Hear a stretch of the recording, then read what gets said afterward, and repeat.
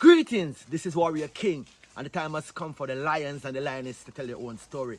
This is the lion's voice. Give thanks and praise for the wonderful blessing that's been poured on me. Give thanks and praise. Jah use I as an instrument to set the people free. Jah give her the powers to chant. Jah give her the powers to chant. Rastafari, the lion's voice. What are you waiting for? Come together, calling from near and far. Know who you are. What are you waiting for?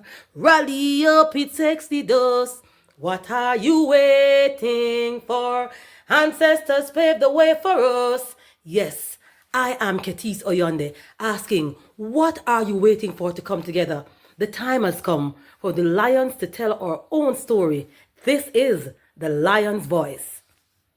Yes, Jah people, this is Michael Shamai representing. I will say, hear the lion voice, saying it is time for the lions and the lionesses to tell their own story. King David killed Goliath with a stone, we original dread. The fittest of the fittest shall survive. My people, open your eyes. Wake up. Blessed love, this is Queen Omega representing for all lions and lionesses. With the lion's voice, we come to tell our story. Rastafari, live it. Hey, the lion's voice, Rastafari. It's AWTITUDE representing for Lion's Voice. Yes, massive. This is the time for I and I, the lion, them to tell I and I story, our story. Yes, and we reign and rule like this. Reign and rule, yeah. Selassie, I reign and rule. You can't take the lion vibes, people. If you no fool, cause we know Selassie reign and rule.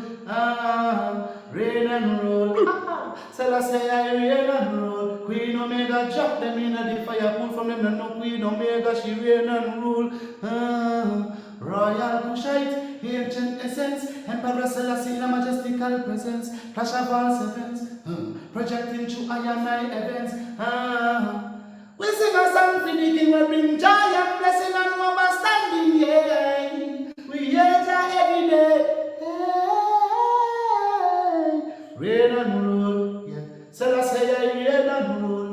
Yes, I lion vibes, Selassie, reign and rule. Attitude say that Boondocks, Black Organization of Global Diplomats optimizing expressions to the world. Till the world, till the end. Amina, the time has come for the lioness to tell our own story. No surrender, no retreat, we are Jaja soldier. Rougher than the streets, tougher than a boulder. Bigging up Lamb's voice. Now put it, I jolly for say that. Greetings, this is Ras Sekou. The time has come for the lions to tell their own story. See? This is the lion's voice. Keep it locked, right, sir? Ras Sekou said that. Are you satisfied? Wipe those tears from your eyes. I'm all alone, still you thought I was telling a lie. This is the lion's voice. Keep it locked, right, sir? I will never stop, hail the Most High, and I will never stop, call Rastafari. Blessed love, this is Kushite representing for the Lion's Voice. We are here to tell our own story, Rastafari. Yeah, David Dread of Steel Pulse, and I'm saying hail to the lion voice because it's time that the lion have its voice, have its own story. Says I'm stepping out here. Hear me now. Oh, yeah, the lion's voice. Raw.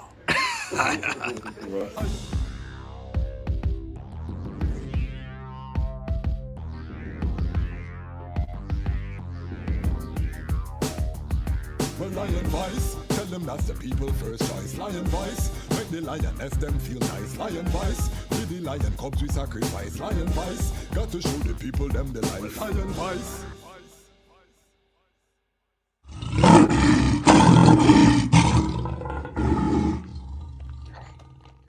Jano, I'm so hungry, bro. I haven't eaten all day. Like, it started to hurt me too. Like, what now could I eat right now? What about a city samosa?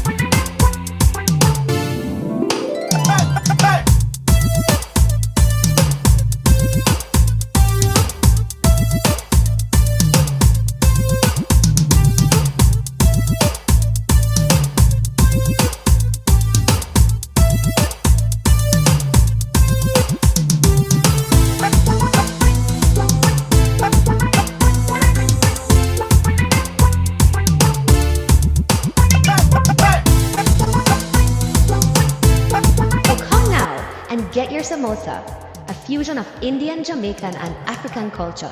City samosas, the best samosas in the city.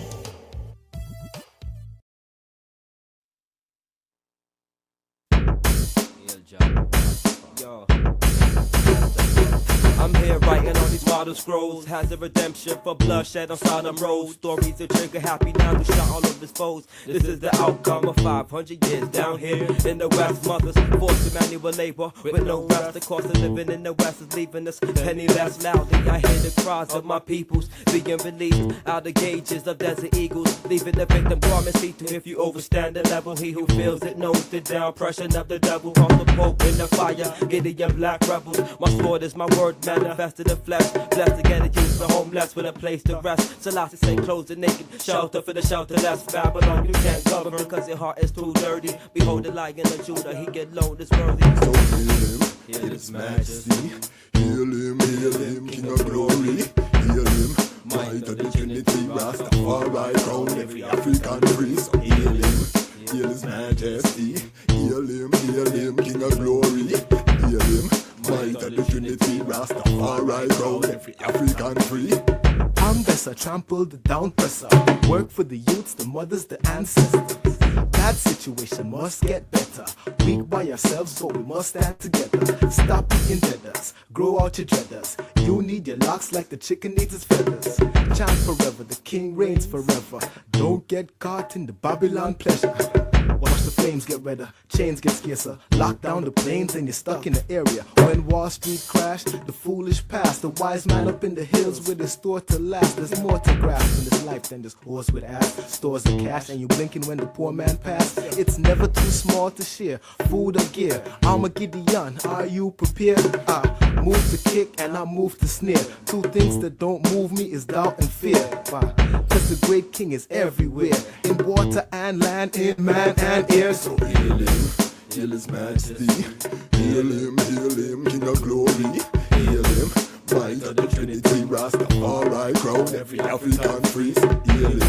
Heal his majesty. Heal him, King of glory. Heal him, might. What do you have to tell the people about Ras Tafari?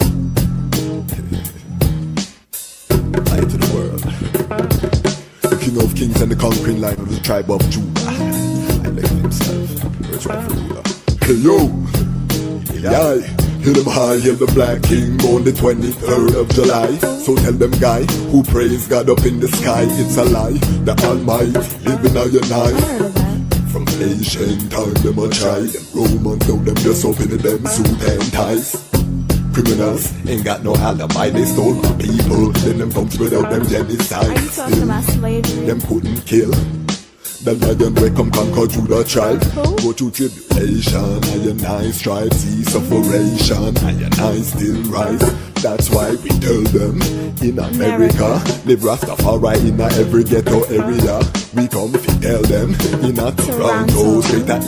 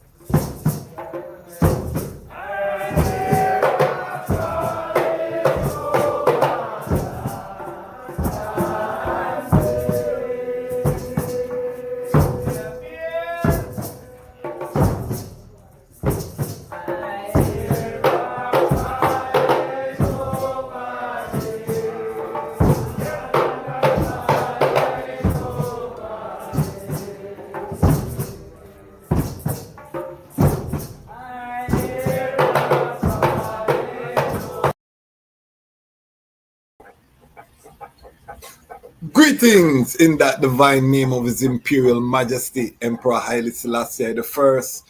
Glory and honor in His name of His chosen Queen, Empress Waziri Menen. And is Kwasi Bonsu, aka the Dejazmatch Kwasi, aka Ras Kwasi, aka the Reading Ras, aka the Pan African Happy Man. I'm a creative industry attorney. I'm an author. I'm an artist. I'm an actionist. And right now, I am the host of Lion Voice Live, Reading Ras on the Front Line, special edition, once a month. We welcome our elder Ras Sekou Tafari, the founder, CEO of Frontline Books, and we go through some books, physical books. As the item know, I am the Reading Ras, and therefore we are promoting reading physical books. You can see the merch, a Ras Reading Books. You can go to our website, support the merch too.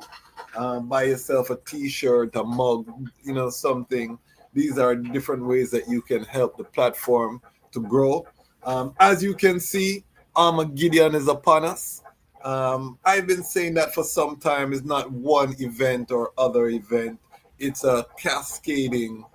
It's like a boulder rolling down a hill, So we know what time it is on Earth, and we are preparing. We're building up the infrastructure and the architecture for Rastafari independent, non-aligned media, making sure that our global family is connected, that we are strong. And one of the ways that we have to do that is encouraging literacy, encouraging the love of reading, the passion. One of the things when I first came into the trad was the reading, constant study, reading new books. A book was like a gold bar in those days. You know what I mean? When you would find a new book or some brethren would come with a rare book, we used to walk with books. You know what I mean? We want to return that part of the culture as well. We learned hard lessons as youth, never lend out a book. You know what I mean? Any reading Ras, no, you cannot lend a man a book. You want to read it, you have to come at the gates and you read it right. That's all. We lose whole heap of books by lending out books. So that was one of the principles, you know what I mean?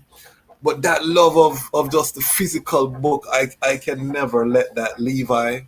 Enough of those books in the early days when I opened them had Frontline Publishing or Head Start Publishing. And then I would later meet the founders of these two institutions until I grew up now to build a platform. And one of our first sponsors is Frontline Publishing. So things come full circle.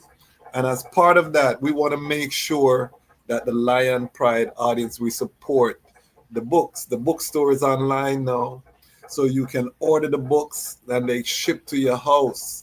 So I definitely, on these episodes, we're going to reason, we're going to go into the history, we're going to go into the books, but I want them to spend money with our sponsor, Frontline Books. You know what I mean? Purchase the books. One of the things that we need to be building all across Africa are big trewberries, where the youth them, every community should have a trewberry where the youth them can read Pan-African literature. We don't have to reinvent the wheel. We have Frontline Books already. You know what I mean? We have Bookman Express. We have different Rastafari publishers, Head Start. We have all of these things already. We don't need to reinvent no wheels, family. Let us just support. And this is, again, what I'm saying. Before I bring forward the esteemed elder straight live from Chicago, let me big up the greatest online community on the planet. If you're new here, welcome to the Lion Voice Network. And if you subscribe, you're part of the Lion Pride. If you've pressed the subscribe button, you're part of the family.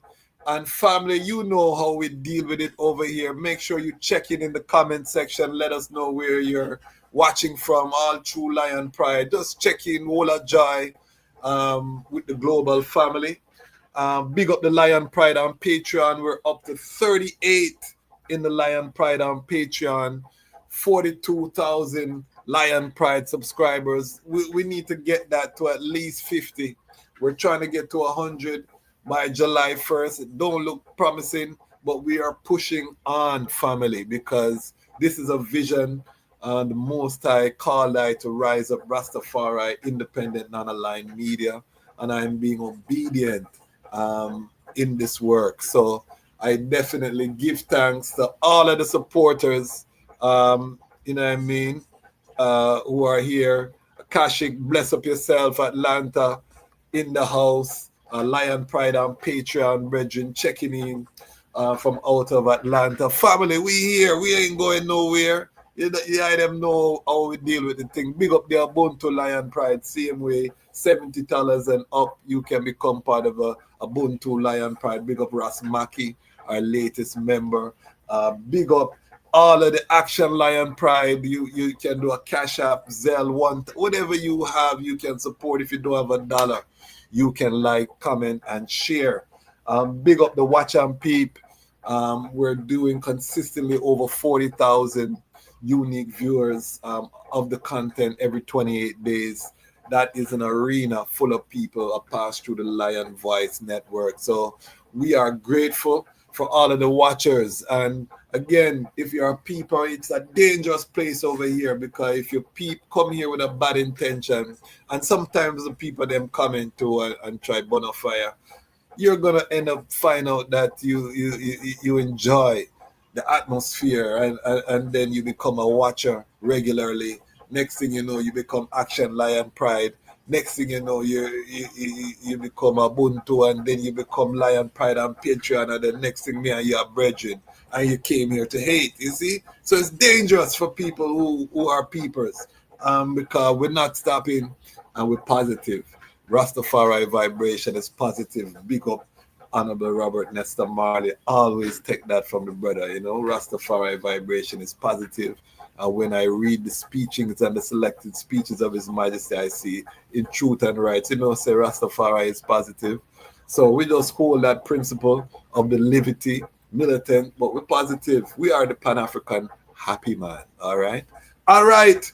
So big up Romeo King Design. When you see I sip, Romeo King Design, brother Carl, Phil Potts, Wally King's Graphics and Design, all of the sponsors of the platform. Big up on yourself. We do give thanks for everyone. If you have a small business, make sure. We're also going to be bringing forward at some point the Life Yard Youth. We're still trying to raise awareness for the fire that took place in South Kingston, Fleet Street. If you want to go look at the flyer, you can pause the video, see how you can reach out to Life Yard. They are accepting contributions. All of my Jamaica family continue to rally around this. You know, we're using this platform again to connect the global family to ones that need support and these things. So this is an active immunity. Yes, Armageddon is unfolding. Yes, we're watching bombs drop from the sky like rain.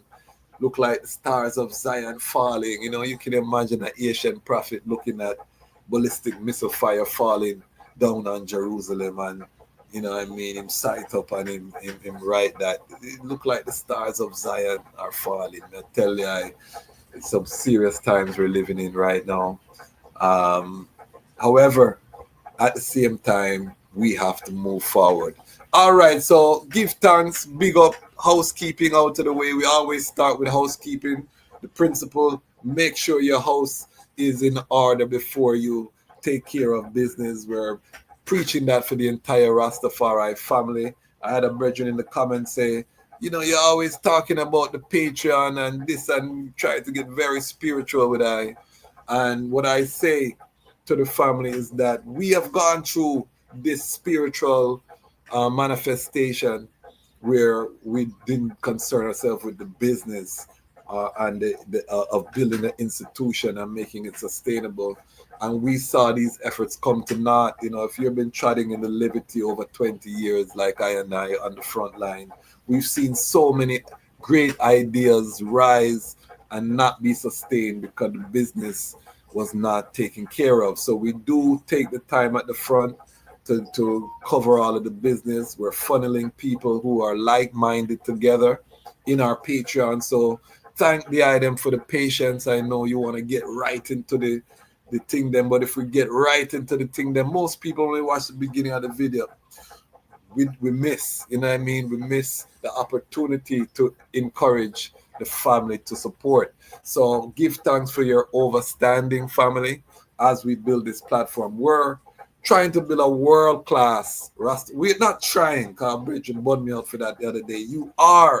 We are building a world-class Rastafari media platform, and we deserve it. We want the highest quality so that when Pan-African families looking for high-quality entertainment, they're coming to I&I platform because of the quality. That is the vision that we have with this. So give thanks to everyone who's contributing. The only way to keep it independent is crowdfunding. So we are aggressively pursuing that approach, and we give thanks for the item overstanding. And again, as we introduce our guests, our elder, Ras Sekou Tafari, I'm asking the Lion Pride family, make sure we spend, even if it's one book a month, let us purchase and build our Trueberry. So when we go home in Africa, or if we're in Africa, we can bring that knowledge with us, always having that love of physical books. So family, I'm not going to hold up no longer.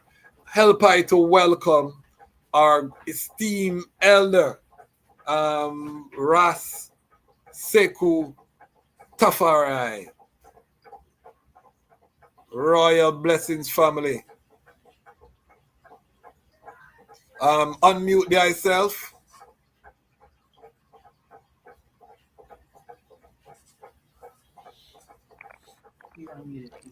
All right. Yeah, you hear me now? Yes, I. Yes, sir. All right. Yes. Greetings to one and all. Rastafari live. Their Majesties live. Greetings.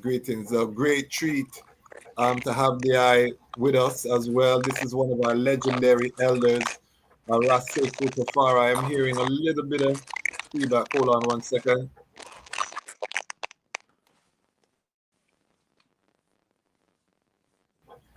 All right, so let's do. Okay, I see what's happening. I have to mute the eye. Hold on a second here. All right, so we're getting a little feed forward of when my voice comes through his camera, it's creating feed forward in the loop. So I have to mute the eye when I'm talking, and then I'll unmute the eye when the eye reason. So the premise, family, is that every month we sit with our elder. He chooses 3 books from the Trueberry, and he's going to break down these books, why these books are important, why they should be a part of the collection.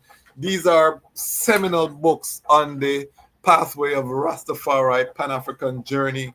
Some of us take them for granted, but many of us, there are books that we have not heard of and different things. So we're going to go through 3 books and allow the elder to tell us what 3 books that he selected for us for this edition of the Reading Ras on the front line. What books do you have for us today? Oh, we have 3 books. The 3 books. One is called The Royal Parchment Scroll of Black Supremacy, first published in 1926 in Jamaica by Ballantyne, who was we could consider this book as one of the runners of Rastafari literature, because it talks about the whole idea of Ethiopianism. It talks about the whole idea of black people at the time, which was still a colonial period. At that time, black people in Jamaica and throughout the Caribbean were still dealing with the British crown. So at that time, when you say anything black or anything African, you were basically ostracized. And it took brothers like Ballantyne, who at that time were able to make and organize among the masses of African people in Jamaica around the idea of Ethiopianism, around the idea of black supremacy, that black people are as good as anybody else. So this is what the book is all about. This is what the book is. This is what our edition of the book looks like. the Royal Parchment Scroll of Black Supremacy. Written in 1926, was published in 1926. So very important title to have in the collection as Rastafari Foundation material. Give thanks.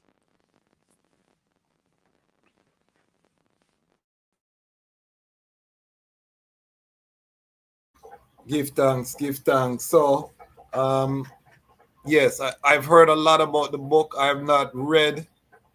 Okay, ones are saying that the audio is poor audio. All right, let's see if we can fix it. Talk, Ras Sekou, let's hear. Yes, I give thanks for life. Give thanks to their majesties.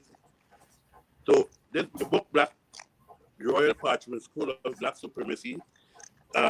If you could imagine early 1920s. Stick a pin, stick a pin. Is your volume up all the way? You want it up all the way or you want it down? You want it up all the way? Yeah. Oh, I want to make sure everyone can hear the eye. It's up, it's up, it's up. You hear me now? All right, continue. All right. So I was saying that if one put a picture in your mind and imagine the colonial Caribbean, more so specifically Jamaica at that time in the 1920s, we had a lot of things happening. You had Marcus Garvey at the time who had left Jamaica and had arrived in the US with his organization, the UNIA and the ACL. UNIA meaning Universal Negro Improvement Association, and the ACL meaning African Community Leagues. So Marcus Garvey was one of the pioneers at the time. You also had people like Alexander Bedward. Alexander Bedward, he also was one of the pioneers at the time, wanted to return to Africa. And of course, he was from Augustown. Still have if you go to Augustown in Jamaica, you will still see one of the buildings he was building. It's still there, in terms of the structure, stone wall structure that you see there. So it's history there. But Bedward at the time was talking about returning to Africa, walking, if it meant walking to Africa. So the Crown government at the time, they prescribed Alexander Bedward as a madman or a crazy man, and they sent him to the institution called Bellevue. So at the time, you have people like Valentine, who was around at that period of time, and they knew that what Bedward was saying was not basically anything crazy, but basically it was basically to raise the level of our people consciousness, African consciousness. So that is, and also you had at that time Atili Rogers, who was from Anguilla, and he was also pivotal in writing the book, which was published at that time, 1924, called the Holy PB, or the Black Man's Bible, which came from New Jersey, via Panama, and into Jamaica. Also, Ballantyne was a reverend, and he also lived at some point in time in South America, basically Costa Rica. So you could see that you could tie the line there, tie it together. As you know, Marcus Garvey also lived in and worked in Costa Rica and Panama. So basically, that was what was happening at that time. It was the foundation writings. The Royal Parchment Scroll of Black Supremacy was one of the early foundational writings that Rastafari eventually adopted and led to the foundation of our elders, our matriarchs and patriarchs, to create this wonderful liberty called Rastafari. Haile. Mighty, mighty, mighty. Um, hold So on. another, Hold on 1 second. 1 second. We're working with the audio. I had to go into the settings to try to minimize the background noise. But family, I don't want the item. This is a treat to have our elder take his time to give us this rich history. So I want I and I to spend the money. www.frontline.com. Go to the website, order the books, share the links with our family. We have a collective economy that we are not tapping into. And one of the things with this platform is that we want to unlock our own economic potential. And again, it starts with the $10, the $20, the $30 circulating, buying products from each other. So the Royal Parchment Scrolls, if you are Rastafari or if you are Pan-African, it's an important piece in your collection. Think about it like, the pieces of your, every man, every king in his home should have his Trueberry, should be like a prize, like some man have their liquor cabinet or some man have their, model toys for the Ras. And His Majesty had his private library. Hans Lockhart, famously, who wrote The Mission, was one of his librarians who came in from Germany. So we know this is part of our concept is having the Trueberry. So make sure that we're supporting these books. Do you have any other facts or information about the Royal Parchment Scrolls that I want to share with I and I, Ras Sekou? Royal Parchment Scroll apparently, later on, Leonard Percival Howell, who is the closest you could find to a foundation or of Rastafari. We call him the first Rasta. He was one of the what you call the original gong. That is from where Tough Gong got their name from. But Marley took that the original gong. However, the gong basically read this book, and basically they then transcribed it later on in a form which he published later on called the Promise Key. So some people would say that the Promise Key came out, this was basically taken. Promise Key was basically taken from this, but I say yes. They may have some points here and there, but the Promise Key is a book to be taken by himself, because the Gong, Leonard Howell, which we celebrated Earth Strong on the 16th, which is Monday, and that's why I chose these books specifically, because so we could hear up and remember the Gong and remember that this was a book in terms of at the time. You had the people who were looking down on African people.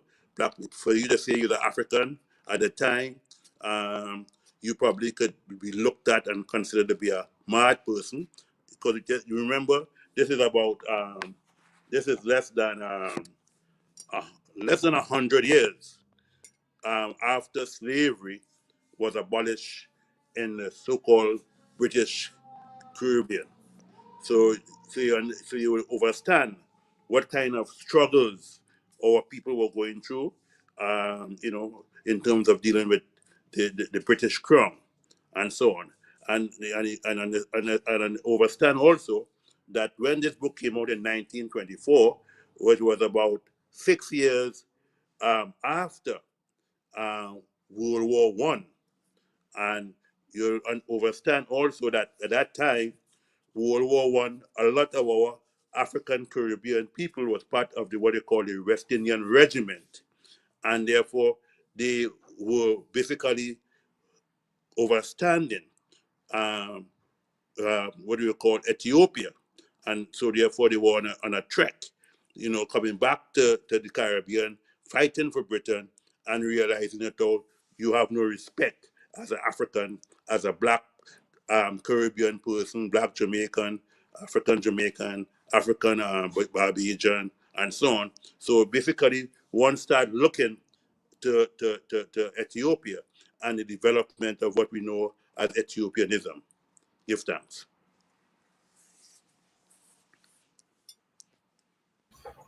Mighty. We give thanks. This is a royal treat. We're talking about the Royal Parchment Scrolls of Black Eye Primacy, one of the seminal works that influenced the Promise Key, Leonard Howell. We will be having a special episode tomorrow. On Monday, we're doing a special live with Dr. Kadamawi Knife, Dr. Jelani Naya, two lecturers from the University of the West Indies, called Return to Pinnacle. A Sankofa story. We're going to look at the whole Pinnacle story that's exclusive on the Lion Voice Network, top tier, high frequency Rastafari content. I was looking on the internet, and big up Honorable Priest Isaac, big up Ijah. There were few brethren that were holding the space in terms of high level reasonings, but we needed more. So I jumped in, and knowing my network, I feel honored to be able to bring high level reasoning. You hear, we have a treasure. Very few elders out there on the planet can articulate like Ras Sekou Tafari. And if you are not familiar, you have the algorithm. Thank the algorithm for bringing you here today, this afternoon, because Ras Sekou, it doesn't get much better. All right, so we're gonna go to the next book now. Ras Sekou, what is the next book that you have for us as a... It is called Dread History, and it's the Leonard Howell and the Millennium Movement in Rastafari. So this book was written by Robert Hill, Professor Robert Hill, who studied at Mona as well, but then also he taught at University of California, Berkeley campus. So this book here, it tells us about the whole struggle and life to extent on how Leonard Howell basically influenced the Rastafari movement from the early 30s when he first was returned to Jamaica, and so on, and through the period of building one of the first independent communes in Jamaica and within Rastafari, foundational, pinnacle, with a foundation community.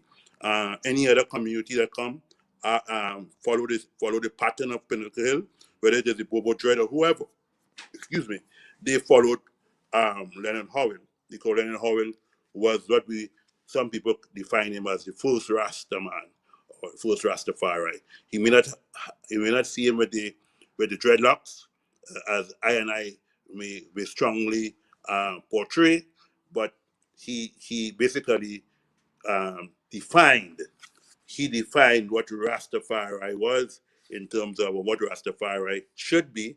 So he talked about the High Majesty as the height of being what we call. I can't even say that he is God, because it's bigger than God. The concept of what God is. But he took Rastafari concept, because at the time when Leonard Howell came, there were other people who were preaching Rastafari. You had Archibald Dunkley, you had Robert Hines, you had Nathaniel Hibbert, and so on. But Leonard Howell took it to another level because of the divinity, right? Some were seeing him as king, some were seeing him as the High Majesty as prophet, some were seeing him as just what they call the new king coming on through the loins of David. But Leonard Howell took him to the final level and saying he is the ultimate. He is the I am, I am, the Rastafari. And so therefore, this is where we come. He said, this is the Alpha, and then we had the Omega, which is the balance, which is Empress Menen, Haile I.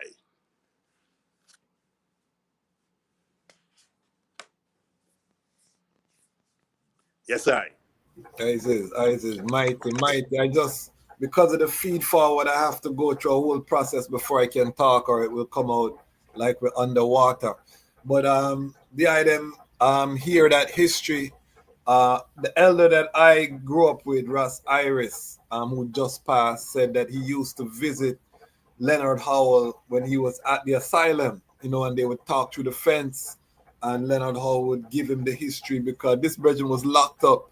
So, we have a whole global family right now that hail Haile Selassie as the Almighty, and our concept of divinity, even though it differs from brethren to brethren, we all look at Haile Selassie as a divine being, but Leonard Howell took the blows for this tradition. We're going to go deep into his history Monday here on the platform, and our elder has brought 3 books that were seminal in the formation of Rastafari, the Royal Parchment Scrolls, which, as he said, influenced Leonard Howell, Dread History, which is giving us Leonard Howell. And why Leonard Howell is important is because he's a Garveyite, and because Rastafari started on an economic foundation. Pinnacle was a successful, functioning economic agribusiness community. They were farming, there was commerce that was happening.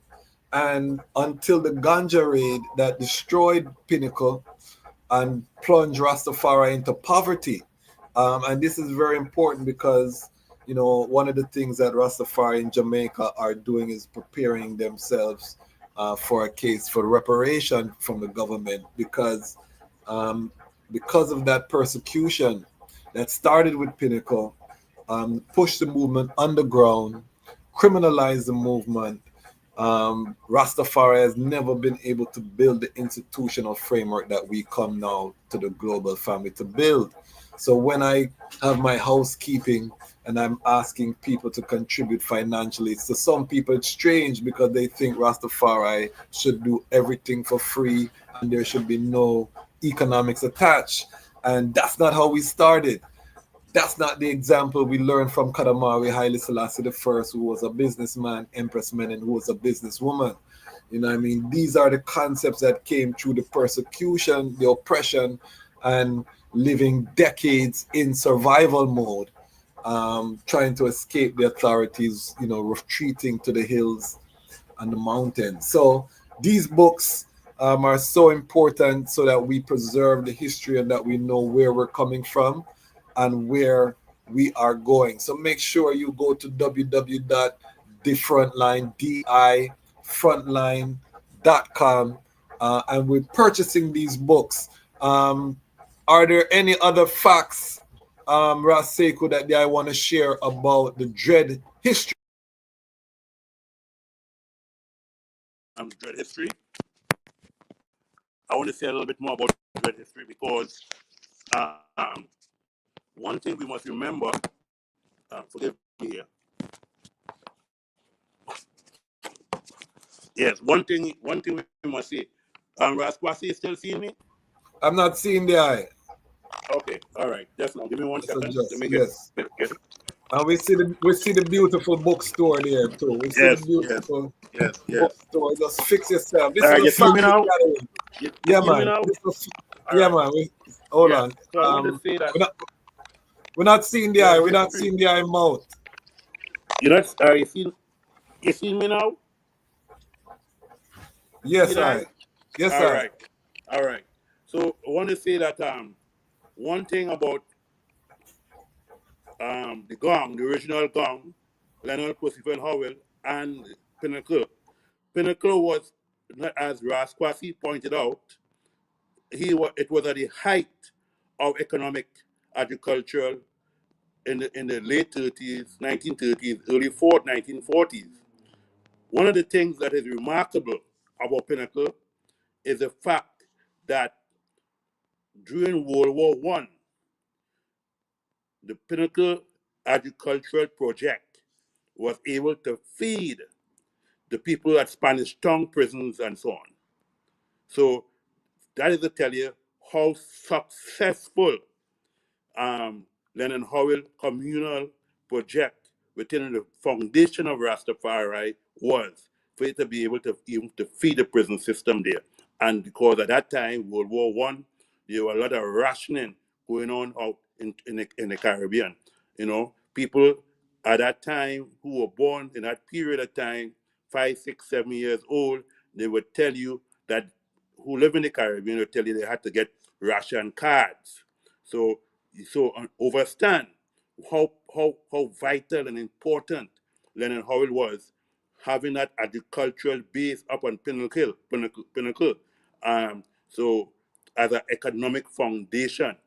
At that time, also note that a black man, African born Caribbean man, buying land was a bit taboo, especially coming out as what you call we been or foreparents being held as prisoners of war, as they may define it as slavery.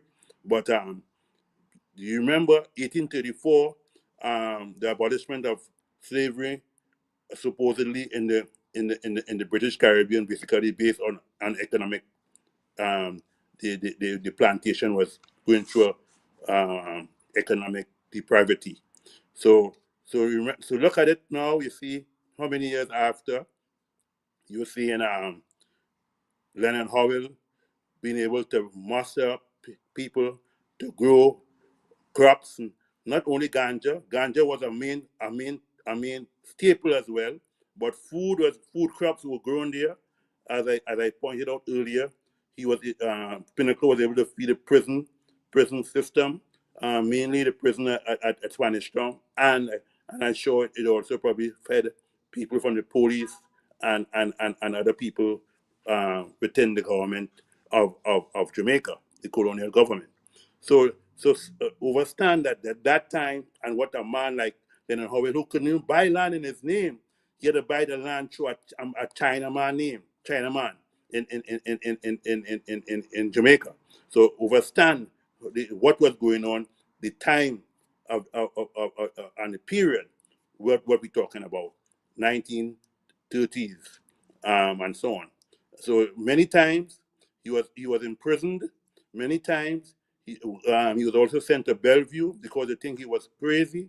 And while he was at Bellevue, he had communication. He used to write, correspond with one of our founding Pan-African leaders, George Padmore. He was in correspondence with Padmore. Padmore is someone he met while he was residing in New York or New York City. So they became very close, and they continue corresponding even when Padmore went to Russia to work, and then even when he went on to live in Britain, and so on.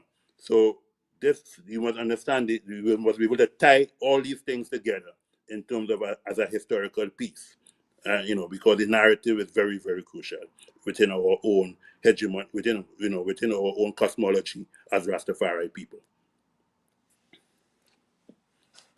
Yes, Their Majesties live. Yes, that is why it's so important to have elders like the I who can articulate the history for I and I feel so privileged just here listening with a smile on my face, because I know a lot of this information, but to hear how the elder connect the dots. I didn't know about the relationship with Leonard Howell and Padmore. Padmore is a giant from out of Trinidad, and this kind of Pan-African interaction before the internet. I love these connective tissue. Talk about Leonard Howell's involvement in the UNIA, because that will lead us to the final book. But we see pictures of Howell and Garvey. I've seen that circulated online. Talk to us about the history of Leonard Howell and the UNIA.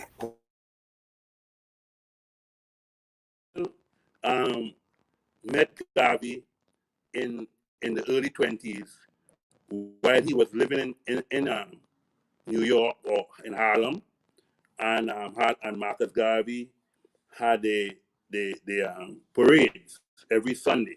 So Leonard Howell became a supporter and a member of the UNIA and the African Community Leagues, and he supported, financially, by paying his dues and so on.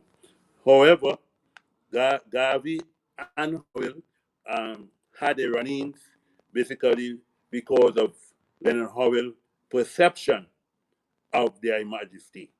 And you'll comprehend, because people like my grandfather and so on, and and many of our others here, grandfathers and grandparents, at the time, you had people were looking at Ethiopia for the crowning of that great king, the Black King, and who at the end of the day, by 1928, Haile Selassie was crowned king of Ethiopia. He was called king of Ethiopia. And 1917, he was crowned regent. So those who were watching, because it was the High Majesty who led Ethiopia into the League of Nations somewhere around 1924, as a young prince and as regent. So by 1928, he became what we call king of Ethiopia, and by 1930, he became what we call emperor of Ethiopia and a king of all the kings. So that means in Ethiopia there are other kings, but he became king of all the kings, and he became emperor of the whole of Ethiopia. So you understand what was happening at the time, and why African people, all over the Western Hemisphere and in Africa, Ethiopia being the only country, African country, that was never conquered by the European, was never conquered, I have to stress, by the European powers. And therefore, all African people, train of so-called slaves and so on, grand train of so-called slaves, they were now saying and looking through their scriptures, looking through the Old Testament and so on, looking at the Psalms, looking at the New Testament, and they came up with the fact that this is the man, this is the man, this is the King of all kings, the Lord of all the lords, the conquering Lion of Judah, the African lion. This is the man who now will become emperor of Ethiopia. So everybody was pointing and looking, and therefore we said that little man, less than 5 feet, 5 feet 4, probably about probably 5 feet 1, 5 feet 2. But there's a little man with a big heart and a giant of a man, a master tactician, and one of the most astute diplomats that ever passed on the planet, and so on. So that was happening. So people like my mother's father was always telling her that this is the man. This is the man we need to look at. He has the powers of the when we say going back to Kemet, going back to Nubia, going back to old Ethiopia. He said Africa king is Africa God. Africa king is Africa God. And Africa God is Africa king. So that is how the whole how the Africans in the ancient time saw the supreme through the king. The king was the embodiment of what you call that that hierarchy of iration, and therefore dread history tells you and shows you some of the contradictions that might have taken place within the concept of Rastafari, the kind of atmosphere that Howell, when he came back to Jamaica in 1931, that he found, and he was preaching, and in fact one time he was selling portrait of the High Majesty Haile Selassie I, when Garvey told him that he couldn't sell it at Liberty Hall. So you understand that the kind of conflict that was taking place, but Leonard Howell knew what he was on. He knew he was all about upholding the teachings of the High Majesty and letting people know that the High Majesty is a new foundation from which we need to stand on, and therefore he said the Alpha and the Omega. This is what we need to to hold on to the whole idea of who the High Majesty is a supreme, from a supreme perspective, not looking to a pie in the sky, but looking to a practicality of a man like I and I, who come through the flesh, and but uphold the liberty of Rastafari, become man, become king, as we say, our king is our God, and our God is our king. This is the old texture of Rastafari, going back from pre-Kemet, going back to what we know as Nubia, which was Ethiopia at one time, and Kemet being the daughter of Ethiopia. So this is a foundation of Rastafari. Give thanks.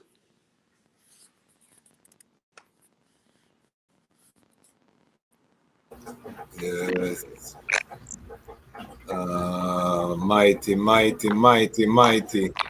I love it. I love it. So, family, we have two books: The Royal Parchment Scrolls of Black Supremacy and Dread History, both available on the Frontline Books website at www.difrontline, dfrontline.com. Go to the website. Let's purchase the books. Let's make Ras Sekou have a chain of bookstores across the continent, Pan-African bookstores, Frontline Books, publishing. Look at Amazon, what Amazon has grown to. Can you imagine if someone like Ras Sekou have a company like Amazon? We can do it. It starts with a thought. That is where our divinity lies, is the ability to take a thought and make it manifest, to take energy and give it physical, bring it into the third dimension. These are things that, demonstrate I divinity, I divinity.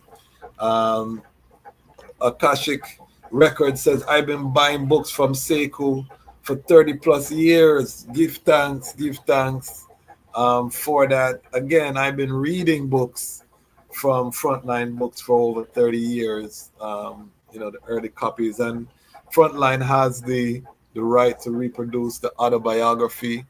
You know what I mean? This is really powerful elder that we're seeing, someone who sat and reasoned with Edward Ullendorf and these ones, you know what I mean, who were tasked by the High Majesty to translate the autobiography into English. Ras Sekou had to sit down and was given the rights. So when we have these elders on the platform, it's a great honor, and he will be joining us once a month. Every month we're going to choose 3 books for the month. And what we're asking is for the Lion Pride to support and purchase these books, build your Trueberry. When we come home to Africa, we should be coming with books. You know what I mean? No matter where you are, Rastafari in the world, your gate should have books. Again, this was my upbringing in the Livity. We treated books like precious gems. A man come with a brand new book. It's the talk of the town, you know what I mean? A rare book, a talk of the town. So let us bring forward that love of physical books. We have the Reading Ras merchandise. Support the reading of physical books. I am the Reading Ras, remember that. So you will always hear pushing education, pushing literacy, pushing physical books. All right, so we're going to go into our final book. We saved one of the most popular, powerful book for last. So again, we have so far the Royal Parchment Scrolls of Black Supremacy. We have Dread History, and now our elder Ras Sekou is going to give us our final book. Is the Philosophy and Opinion, Volume 1 and 2, which was edited by Marcus Garvey's wife, Amy Jacques Garvey, and in 1924, while Garvey was being imprisoned and railroaded for mail fraud. If it wasn't for Amy Ashwood Garvey, we wouldn't have this collection. This collection is from Frontline. with forward and preface written by myself and Ras Miguel Lon, my brother. So here it is. And the reason why we choose this book for today and for this month, because the 10th of June just passed, was Garvey, would have been when Garvey left us here in 1940. 1940, the 10th of June, which would have made it 85 years since Garvey left us on June 10th in Britain, in London, England, right? So we say for that we wanted to pay tribute to Marcus Garvey in this month by pushing the paperback edition, the only edition that we have in paperback, and it has what you call an index, right? There's no other book, Philosophy and Opinion, Volume 1 and Volume 2 on the market with an index. So here it is, we have it, this great collection. It's well put together, and it's only been sold for $18 on the market, right? Any other Philosophy and Opinion is probably around $24, $22, and so on.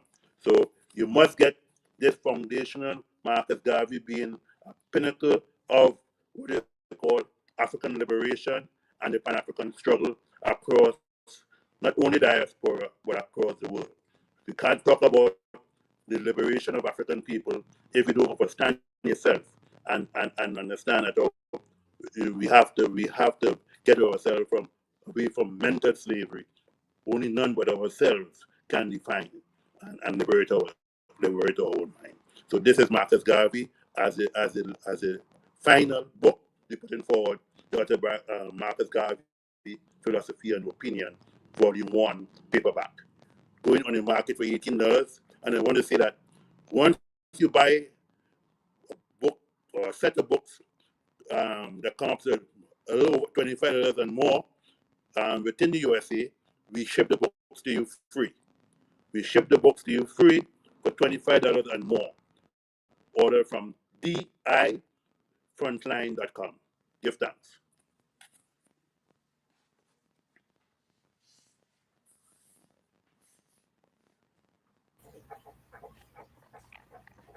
Mighty, mighty, mighty. So family, only a copy of Philosophy's Opinion with a index, so you can look up the words them. Again, these are things for the parents to have for your youths them, so that they can be reading physical books. This is for ones who love to travel. You're on a plane and you want to take a rest from the screen time and things. Sometimes it's good for strengthen your eyes on some paper and read the physical book. We should never lose the skill of reading physical books. You know what I mean? It's not always good to just be looking at the light on a screen or whatever. So owning the physical book, and again, we're in the Armageddon time. I'm just hearing that before the attack on Iran, there was a massive cyber attack. You know what I mean? Drop the internet. So we are in a stage where internet can be crashed, not just by natural phenomenon, but by war. So if you're in a country where they crash the internet, what do?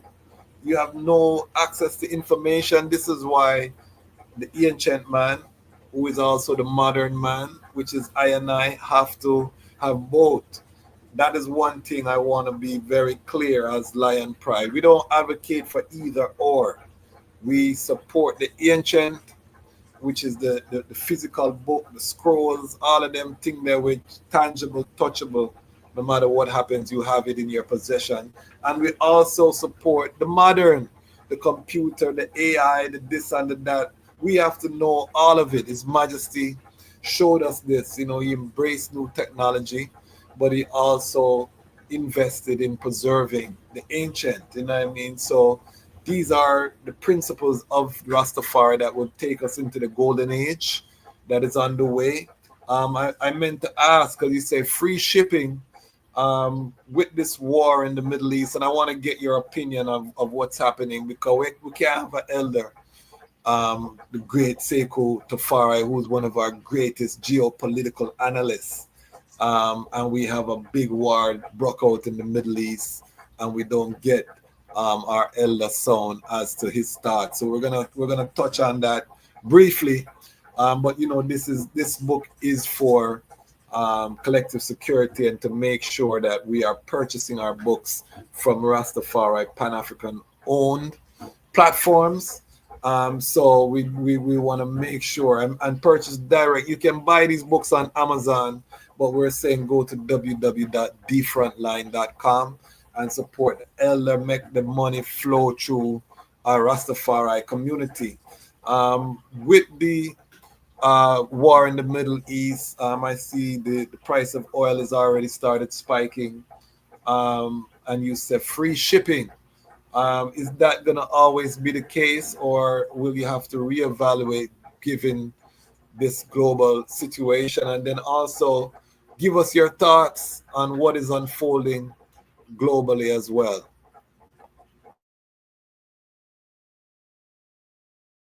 Right now was expected. Everyone was watching the movements from 2008, 2009. You would have seen that the white people that which was put out, and it declared that they was wanted to have what they call the winter or the summer of the summer, whereby the prediction that American imperialism wanted to within the Middle East to overthrow at least seven governments. And Iran now is the last of that prediction and what was written in that white paper. And you will understand because we don't understand anymore. We're now overstanding because we basically on top of the game that they've been playing and what they've been trying to fool us. So you had the last one to fall Iran before Iran the fight this fight here with Iran was Syria. Now during I think it was 1911, 2011, 2012, you had Libya going, right? You had Iraq. Iraq fell before that under Saddam Hussein under the pretext that they had nuclear weapons, and that was also pivoted by Israel. Israel being the dog that America pushes to do its dirty work. And we don't know if Israel called the shot or if it's America called the shot, but it's all in the interest of Zionism. And I want to say, the people say sometimes that you are anti-Semitic, but I as African cannot be anti-Semitic because I am Semitic. So I want to be clear on that. But however, this is a ongoing struggle to destroy the certain countries within the Middle East or the Arab framework. And so Iran will be the last one they are tackling. And this whole idea of negotiating with Iran to deal with the whole nuclear weaponry, that was just a bogus strategy. Because either way, if Iran agreed to dealing with the nuclear non-proliferation, they would have still found a way. Trump would have come back and still say, "Oh, you're not following the guidelines." So this whole plan of saying that we're not responsible, this is a war between Israel and Iran, does not stand. It's a lie because it's basically what they have predicted, what they have written down in documentation in the white paper that they plan to overthrow seven governments because they saw them as these governments as unfit and opposing what we'll call Zionism, opposing U.S. imperialism, imposing what you call Israel, the regime the regime of Israel, who continue to batter and kill hundreds and thousands of people in the Gaza. So now they are taking on the might of Iran, and because Iran was weak it's weak over the years because of sanctions placed by America and Europe, the European Union, and so on. So Iran might not be in the strongest position, but I'm sure Iran going to give them a fight because at the end of the day, um, this is a war that is not even necessary. Why should Israel have nuclear weapons and no other country? I will give an example. When Azania, South Africa, under Mandela became liberated 30 years ago, in terms of saying we're going to deal with the denounced apartheid, they did not allow Azania, South Africa, which under the white regime was able to have nuclear weapons. They then now said to South Africa, you cannot keep nuclear weapons. You have to destroy your base. Under white South Africa, Israel allowed and helped and assisted, right, along with Pakistan and so on, to get nuclear weapons in Azania, Israel, South Africa. But so they're showing you that how they don't want any brown people basically outside of India and Pakistan who now have nuclear weapons as well. But Israel feel that if a country like Libya, a country like Iran, a country like Iraq have nuclear weapons, it will be to their disadvantage. And therefore, it's not to be the disadvantage, it will just mean that Israel will have to behave themselves and not act in this hegemonic way. So this is not a thing that started yesterday. You go back into the history, all this stuff is online. You go back to 2009, 2008. You could see the white paper. This is a not only just a something that is planned by the Republican. Any regime, whether democratic or the Republican, that is the plan, was to carry out this as a part of the what you call U.S. imperialism policy. So this is a policy plan. So either party going to execute it. And although Trump says he's anti-war, he basically can't call a shot, basically, when it comes to basically what Israel will do and cannot do. Because Israel has a free range, right, backed by America, backed by the US imperialism, to do whatever they wish to do.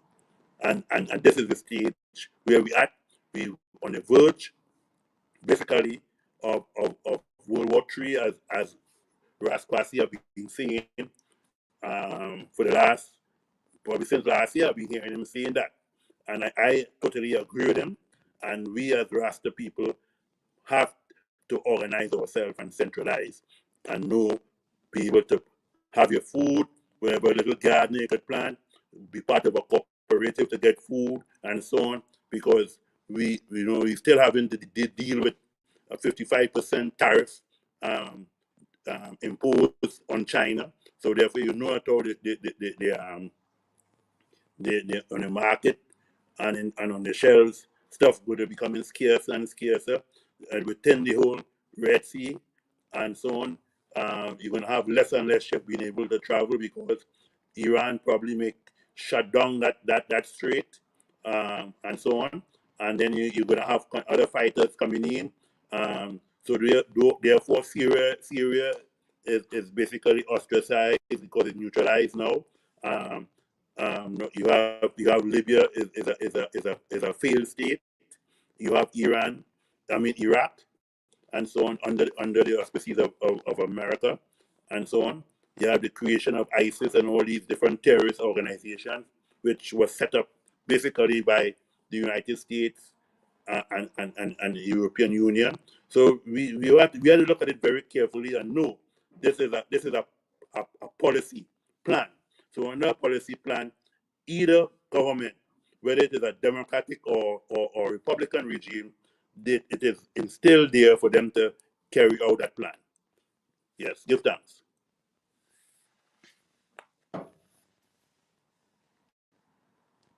Give thanks, give thanks. Family, I just want them know that this is what built the Rastafari movement. You know what I mean? Being able to sit down, hear from an elder on their perspective of world events, get the breakdown. This is how we were able to see through Babylon and to stay sharp. This is what we're missing in this time of electronic revolution. The youths them are not sitting down with our elders and getting this sip. So I feel honored to know on the Lion Voice Network we could have an elder give such a powerful breakdown. Also, we did a live last night about the Israel attack of Iran, the preemptive strike that Israel gave.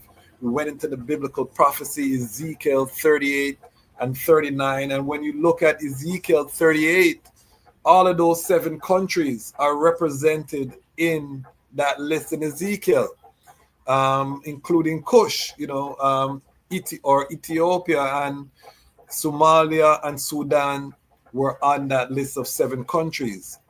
There's a very famous YouTube video, a General Wesley Clark, American general, who talks about the same thing that Elder Sekou was talking about, where he went to the Pentagon after 9/11 and someone pulled him to the side and told him about this plan to invade 7 countries within, I think it was 5 years.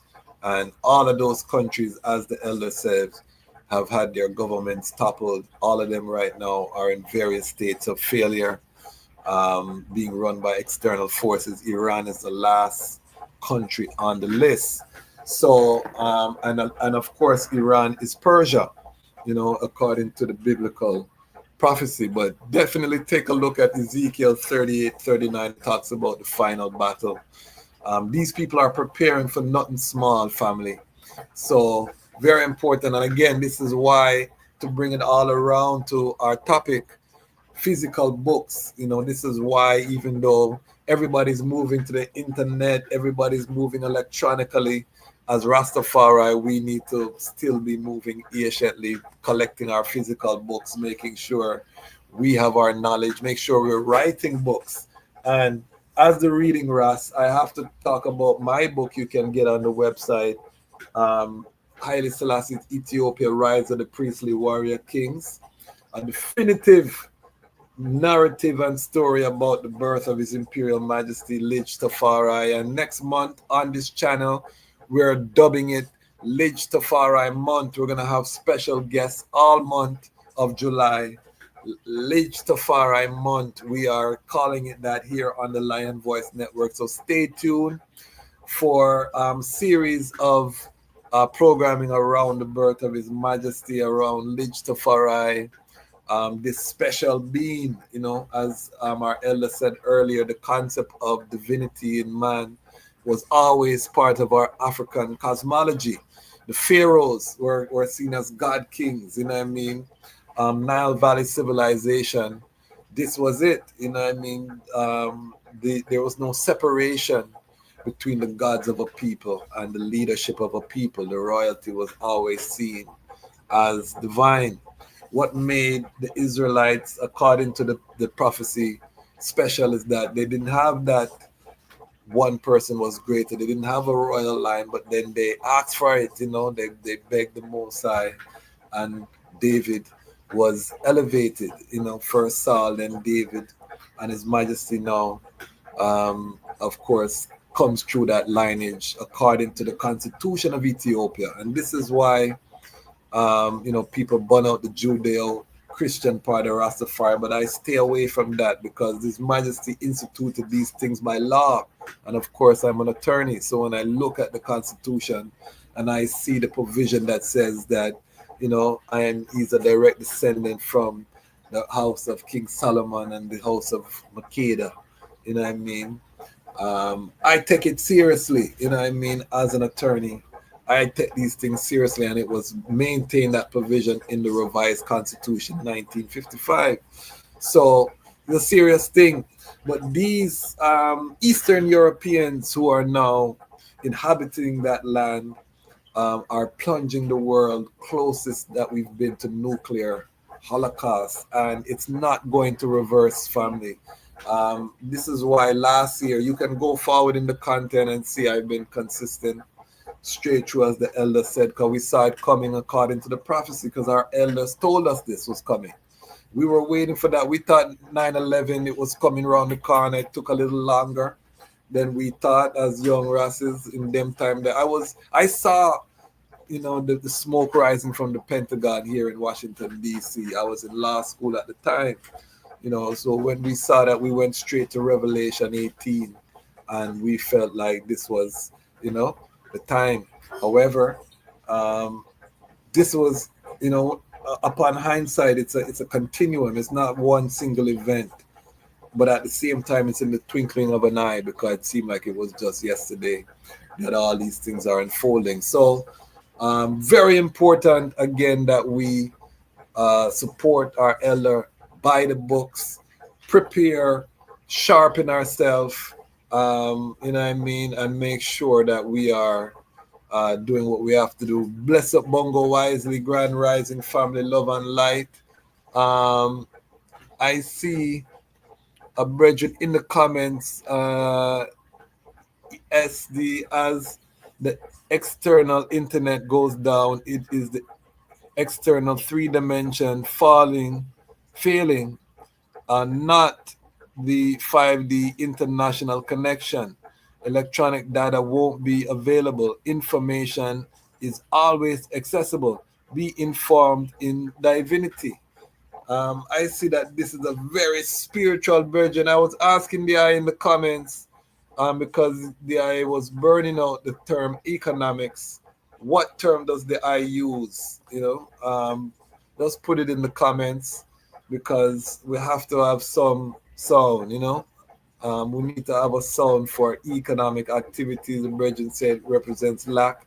So I'm asking the Brethren to share another sound that we can use, because we definitely have to deal with, economic development, because that is part of the selected speeches. So I don't know. But Ras Sekou, we give thanks for the eye. I'm not gonna keep the eye for the whole afternoon.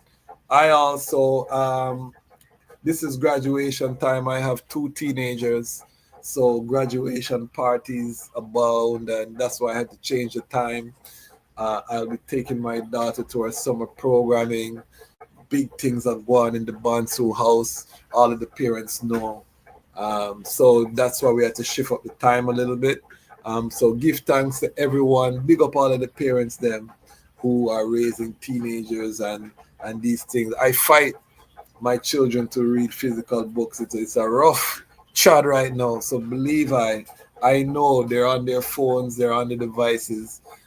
Sometimes you have to take with things and you have to be a tyrant, but they'll thank you in the future, because again, reading physical books is essential.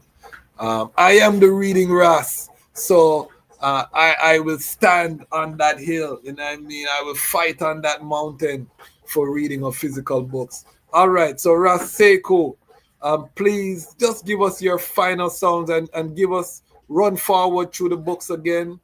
Let the people know how they can purchase the books, how they can support, how they can go through the catalog. I'll try to pull up the website as well. But just give us your final sound. I want you to remember this classical piece. As I said, if it wasn't for Amy Jacques Garvey, this book would not be in existence.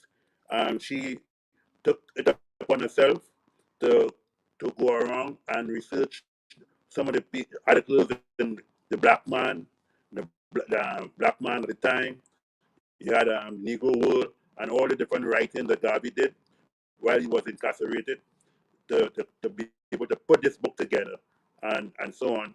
And it is a test of all time, because this is one of the classical books that every African, whether you live in Africa or the Caribbean or Latin America, this is a book that every African should have. Every Rasta man and Rasta woman should study and read what they call the philosophy and opinions of Marcus Garvey. One of the things Garvey uphold, he said, in a world of wolves, one must go armed. And one of the most powerful weapons within the reach of Africans today is the practice of race first by all Africans. So this is something we need to have as in our true berries and overstand that is one of our weapons of defense. Is to overstand that Marcus Garvey is one who uphold the red, black, and green flag. He said, Africa, Martin R. Delaney said, Africa for the Africans, and Garvey coined it and crowned it by saying, at home and abroad. So uphold, let us hold on to Marcus Garvey. He just left us in June 10, 1940, and we celebrate him this month by saying everyone and encourage ones and ones to get this edition of Philosophy and Opinion of Marcus Garvey, Volume 1 and Volume 2. Also, Dread History, the Millennium writings of Lennon Howell, and it's not a big piece, it's a small piece, but you can get it available. Is now going for $12.99 and so on, but it's very much a heavy text, well researched by Professor Robert Hill, but also an introduction by myself, and it's very, very, very crucial if you want to remember Pinnacle Hill, if you want to remember the original Gong Leonard Howell and what he stood for as one of the foundational writings and one of the foundational teachers, one of the foundational Pan-African upholders who give us what we call Pinnacle Hill, one of the first communities of Rastafari across the world. So if you want to follow the Pinnacle Hill, if you want to understand Pinnacle Hill, if you want to understand Lennon Howell, this would be a good book to read at this point in time. So everyone needs to get this book as well as Rastafari, Brethren and Sistren. This book, I said, published in 1926. Valentine is also one of our foundational writings, pre-Rastafari run-ins, and so on, early Rastafari run-ins, fundamental, foundational book on Rastafari doctrine and philosophy. So we need to understand. It may not be written in the best of what you call grammatical English, but is well understood what at that time, what was happening, and what a man like Reverend Valentine had to deal with in order to organize African people using the church and etc. And this is a foundational writing within Rastafari writings. So at this point in time, we want to say to support this collective of Frontline with a bunch of young people in the back of the scene. Is not just Ras Sekou here. We have other people who make up the board, who make up the team, who do the marketing. We are rebuilding and reframing. We are reframing what we call Frontline. We've been around for over 30 plus years, and we now seeing it all. You could support us by buying straight from the website, the Frontline. You could buy anything over $25. You get free shipping and coming straight to your door, right? So this is very important that we support our own collective businesses because finance is important. Economics is important. They always say that black people can't do business. I see that as a joke, right? If we look across America, if you look across the Caribbean, even after slavery was abolished, and so supposedly, you see a lot of African people who were setting up communities in different parts of the world in the Western Hemisphere and building serious economic institutions. And we can do it, and we need to continue doing it because we have to seek. We say do for self. We say do for self. We have to build self-reliance and independence. And this is one of the foundations of Rastafari is economic independence, right? I love to see when our people, when the brothers building brooms, so, some having ITA restaurants, some practicing law, and so on, but all towards building for themselves. And this is what we need to do. Let's support one another. We see at this point in our life, we're in a serious juncture, right? We pivotal towards World War III.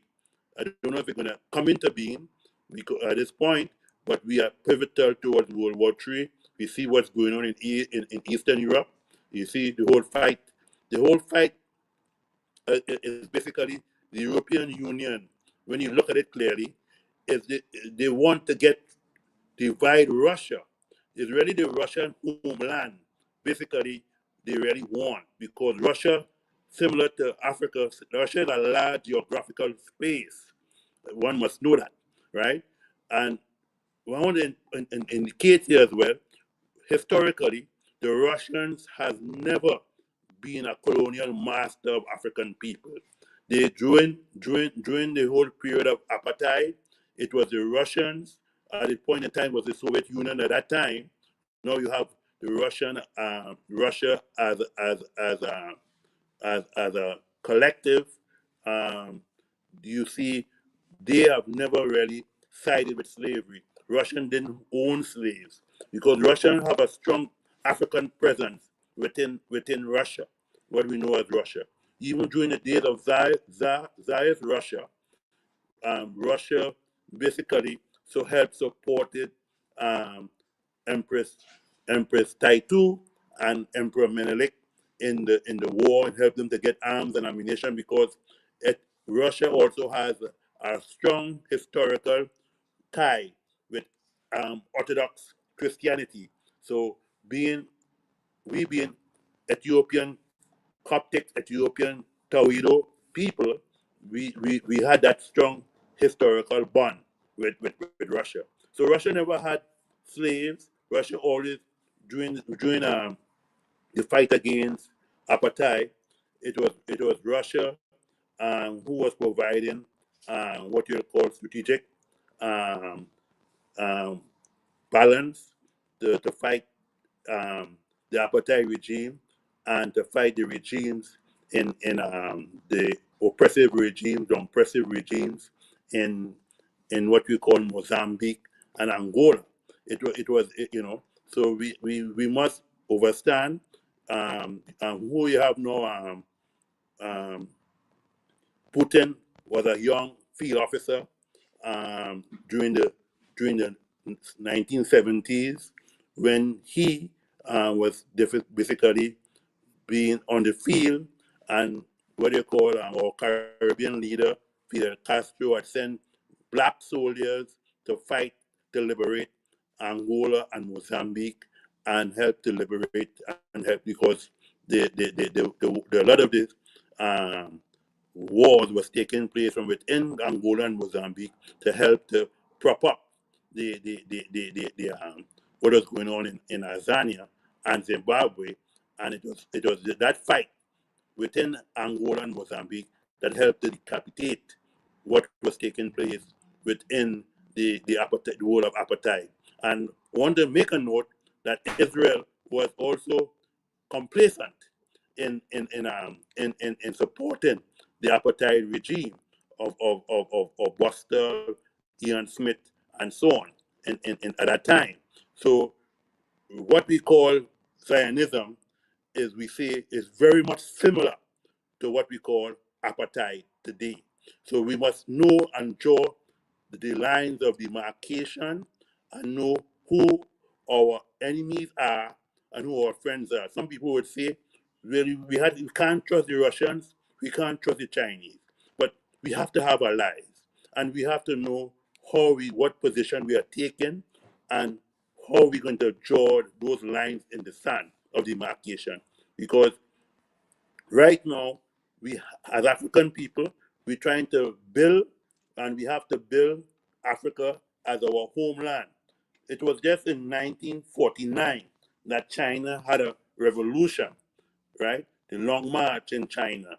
And today, 75, 76 years after, we see China as a great land, where China has moved 800 million people from out of poverty, right? If China can do it, Africa can do it. Africa is 3 times or more the size of China, right? 6 more times the size of India, 8 or 10 times the size of America, right? That means America in itself could fit into Africa probably about 8 or 10 times. So we must look and see what we have and know we don't have to take anything wholesale from what is there, but we can learn from the mistake. I remember when they used to say about the Chinese man, you don't stand a Chinaman chance. You couldn't stand a Chinaman chance. That means if wet paper cut you as a Chinese man, you're done. No, look at China. Look at China. Today, China universities is some of the top best universities. To go to school in China is probably $5,000 a year, opposed to being in America. You pay about 100,000 if you're a foreign student, and so on. So we had to look at all these things, and we had to draw lines, and we had to draw lines in the sand and know who our friends and who our enemies are.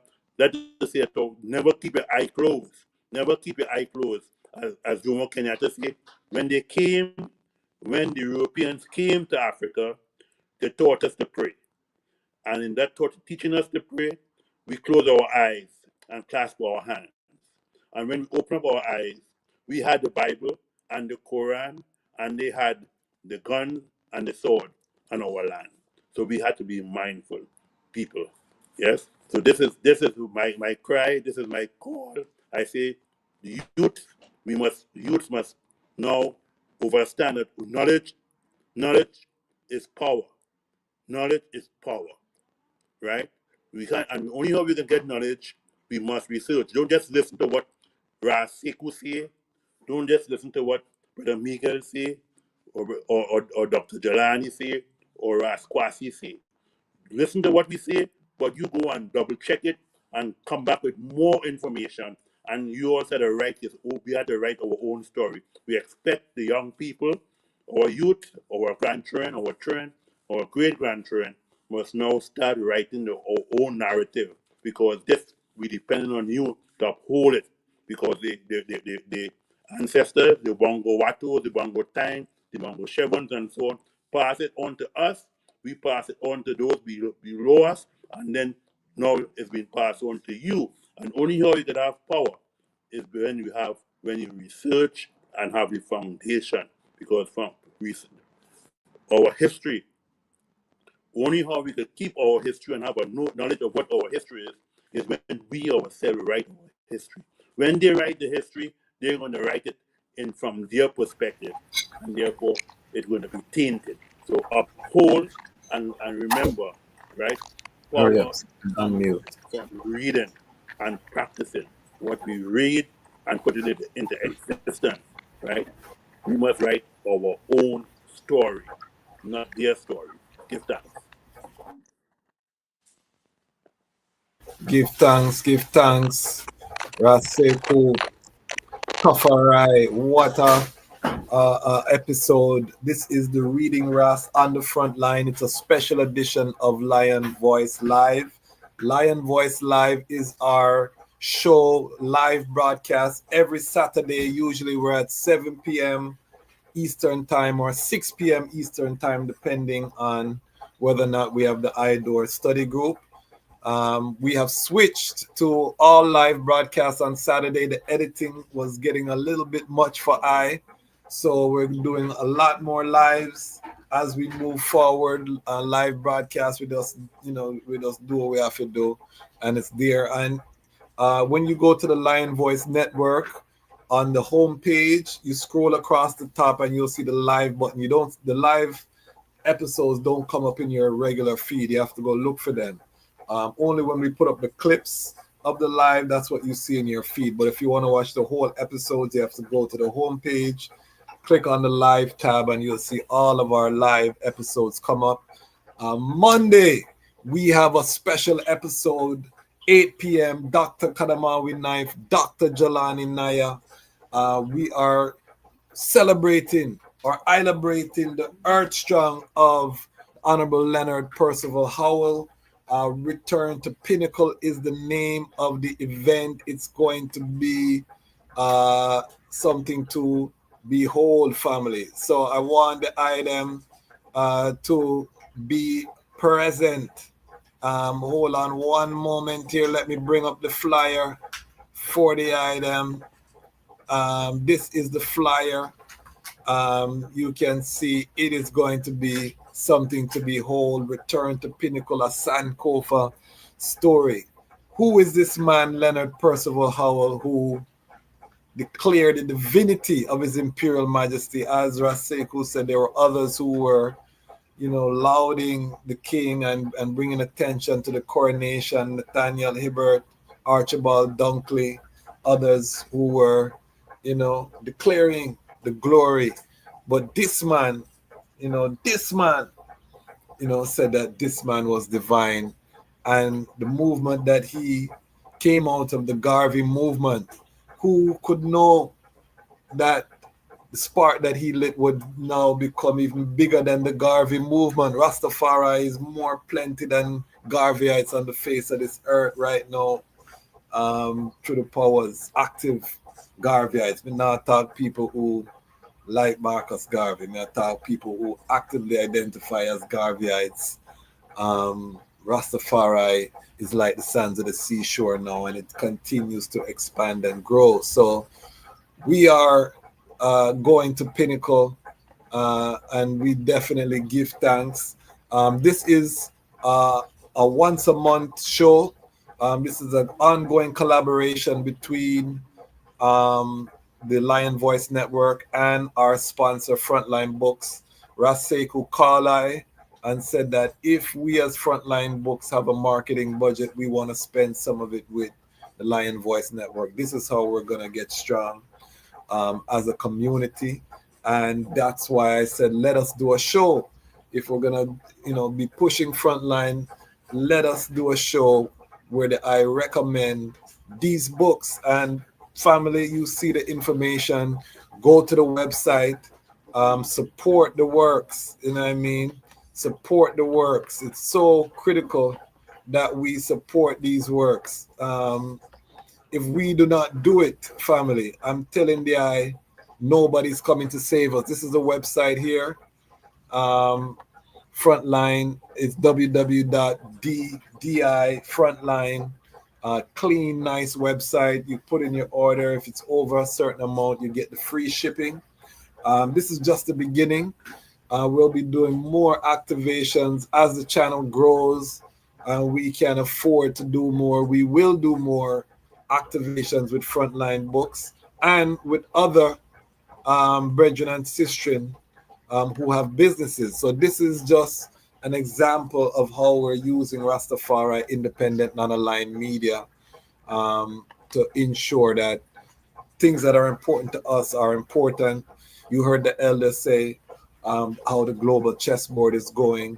We're in a preparation mode. This is not the time to be loosey-goosey. This is the time to prepare for your family. And part of that preparation is making sure you have your own store of knowledge and information. There may come times when we're locked down for months without internet, without anything. If you don't have books to feed your irids, you could go, you could lose your sanity. So make sure you are storing up your physical books so you can sit down, read up through these books. Any card can play right now that the colonial powers, are fighting for their rights. They could be irie, and just make the world live balanced, but they have to dominate. So they're plunging the world into darkness. And we, as the children of the Most High, have to be prepared, because it doesn't matter how good your heart is. If you are domiciled in one of these cities that is attacked, then you will, feel that consequence. So frequency-wise, we have to get in tune. Community-wise, we have to get in tune. Food sovereignty, from the seed to the table, or seed to fork, as some of my farming brethren say. We need to control the supply chain line. We do have 2 truckers in our Lion Pride on Patreon. We're talking about the Rastafari Truckers Association. We have other Rastafari people. But the main thing right now is to just identify, organize, centralize, make sure that we have our own ecosystem and it's functioning.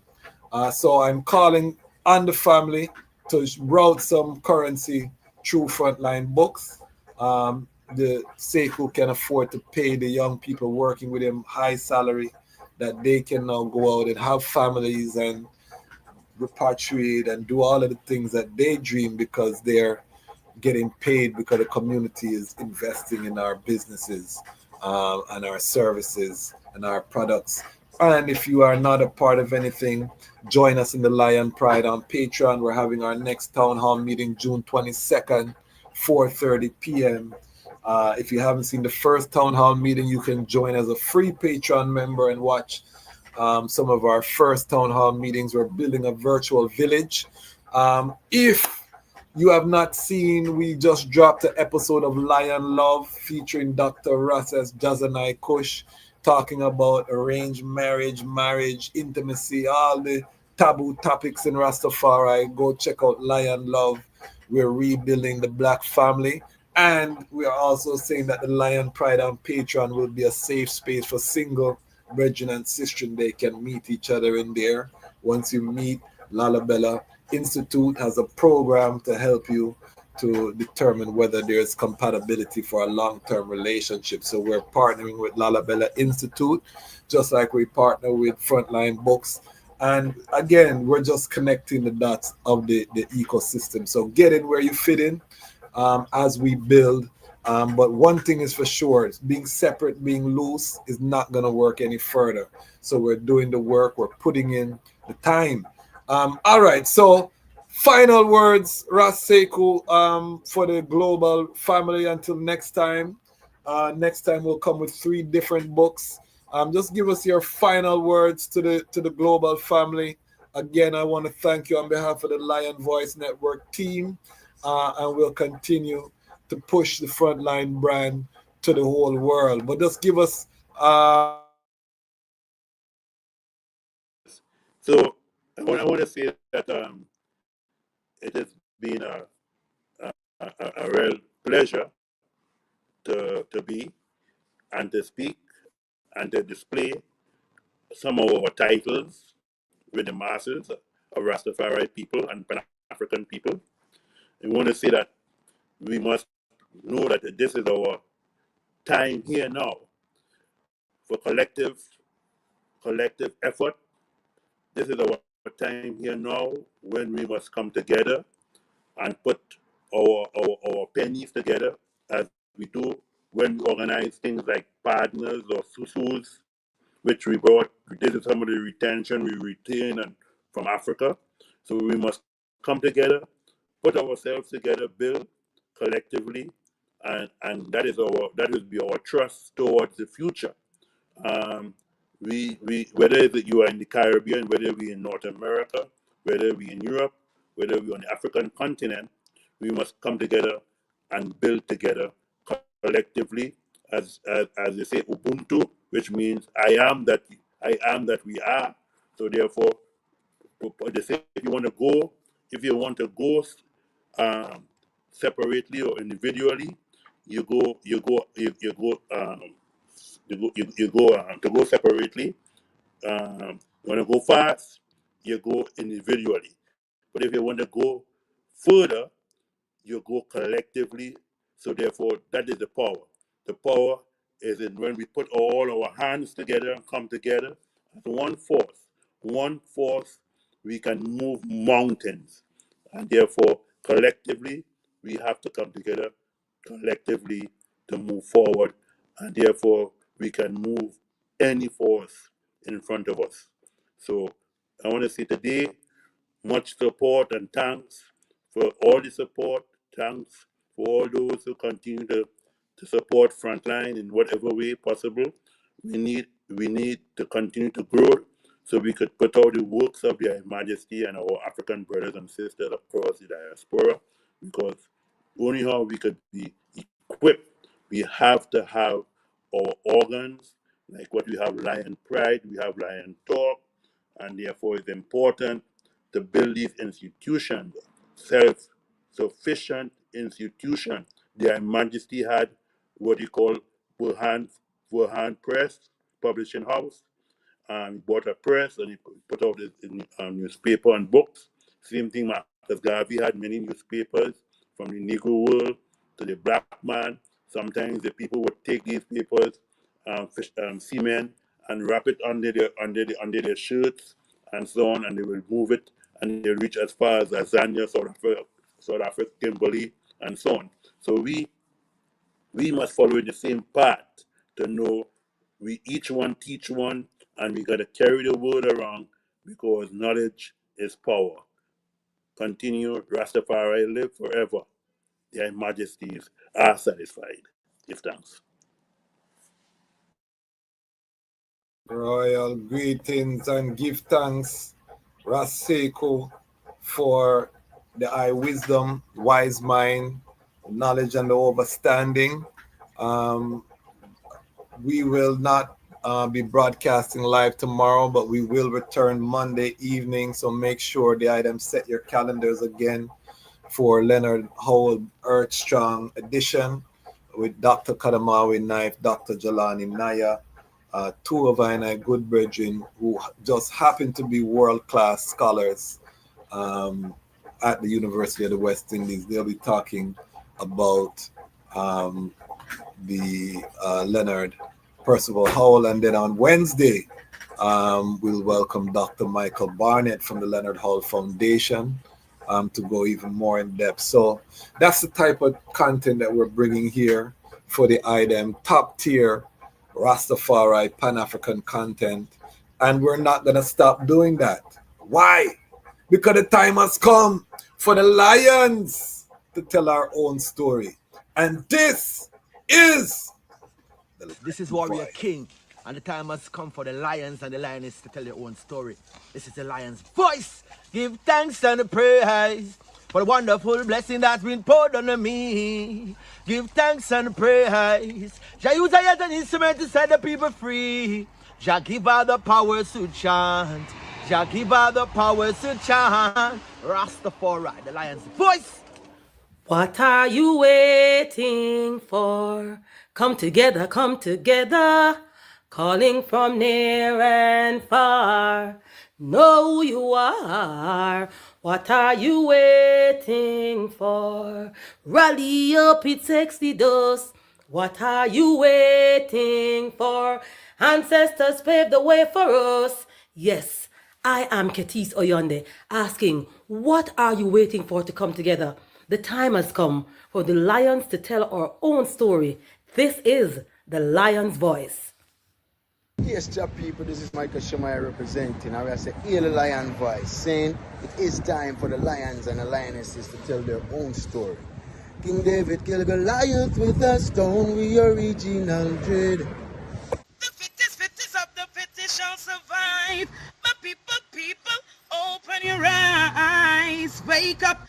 Blessed love, this is Queen Omega representing for all lions and lionesses. With the lion's voice, we come to tell our story. Rastafari live it. Hey, the lion's voice. Rastafari. It's AWTITUDE representing for Lion's Voice. Yes, massive. This is the time for I and I, the lion, and to tell I and I story, our story. Yes, and we reign and rule like this. Reign and rule, yeah.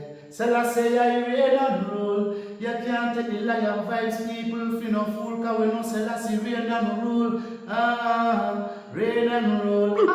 Selassie, I reign and rule. Queen Omega drop them in the fire, pull from them, no Queen Omega, she reign and rule. Royal Kushite, ancient essence, Emperor Selassie in a majestical presence, flash of all sevens, projecting through I and I events. We sing a song for the king, we bring joy and blessing and overstanding, yeah. We hear Jah every day. Reign and rule, yeah. Selassie, I reign and rule. Yes, I lion vibes, Selassie, I reign and rule. Attitude said that Bundax, Black Organization of Global Diplomats optimizing expressions to the world. Till the world, till the end. Amina, the time has come for the lioness to tell our own story. No surrender, no retreat, we are Jaja soldier. Rougher than the streets, tougher than a boulder. Bigging up Lamb's voice. Now put it. I Jolly for said that. Greetings, this is Ras Sekou. The time has come for the lions to tell their own story. See? This is the lion's voice. Keep it locked, right, sir? Ras Sekou said that. Are you satisfied? Wipe those tears from your eyes. I'm all alone, still you thought I was telling a lie. This is the lion's voice. Keep it locked, right, sir? I will never stop, hail the Most High, and I will never stop, call Rastafari. Blessed love, this is Kushite representing for the Lion's Voice. We are here to tell our own story, Rastafari. Yeah, David Dread of Steel Pulse, and I'm saying hail to the lion voice because it's time that the lion have its voice, have its own story. Says I'm stepping out here. Hear me now. Oh, yeah, the lion's voice. Raw.